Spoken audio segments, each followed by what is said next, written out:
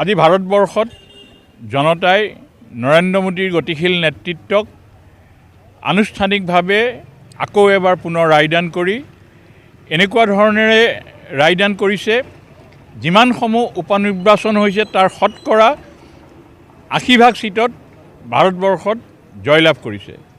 অসমৰ ৫টা সিটতেই national Democratic এলায়েন্সৰ ৫জন প্ৰাৰ্থীয়ে জয়লাভ কৰিছে।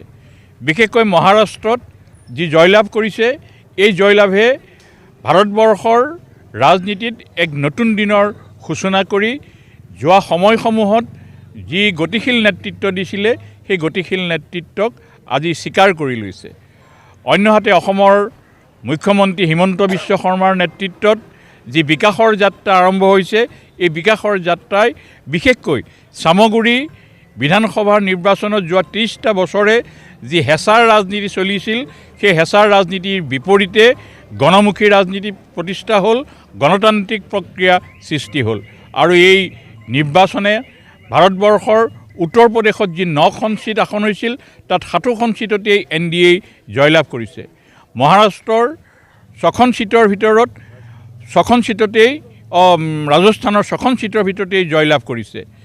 অন্যহাতে ছত্তীশগড়ত এখন আসনৰ উপনিৰ্বাচন হৈছিল তাত এখন আসনতেই জয়লাভ কৰিছে।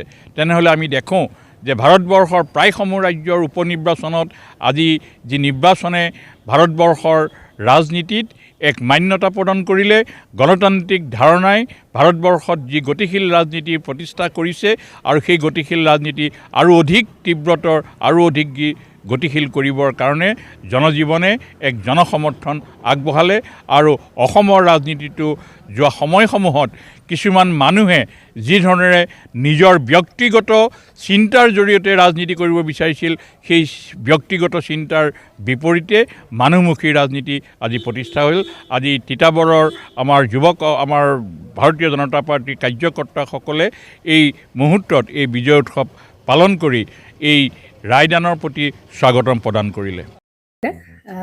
জুবিন গাৰ্গৰ গীতসমূহৰ ওপৰত আধাৰিত গানে কি আনে নামৰ এটা সুন্দৰ অনুষ্ঠান আপোনালোকৰ ওচৰলৈ আহি আছে অতি শীঘ্ৰে। অহা 15 আগষ্টৰ পৰা ধেমাজিৰ পৰা প্ৰথম অডিশ্যন আৰম্ভ হ'ব আৰু সেই অডিশ্যনৰ যোগেদি বিভিন্ন কণ্ঠশিল্পীসকলে যিসকলে এই অনুষ্ঠানত যোগদান কৰিব বিচাৰে তেওঁলোকে এই অডিশ্যনৰ যোগেদি আগবাঢ়ি আহক। আৰু জুবিন গাৰ্গৰ বহুত ভাল লগা গান আমি সদায় শুনি আহোঁ আৰু আপোনালোকৰ যদি ভাল লগা গান থাকে জুবিন গাৰ্গৰ আপোনালোকে গাই ভাল পায় তেন্তে অডিশ্যনত যোগদান কৰক। মোৰ ফালৰ পৰা আন্তৰিক শুভকামনা থাকিল এই সম্পূৰ্ণ অনুষ্ঠানটোলৈ। ধন্যবাদ।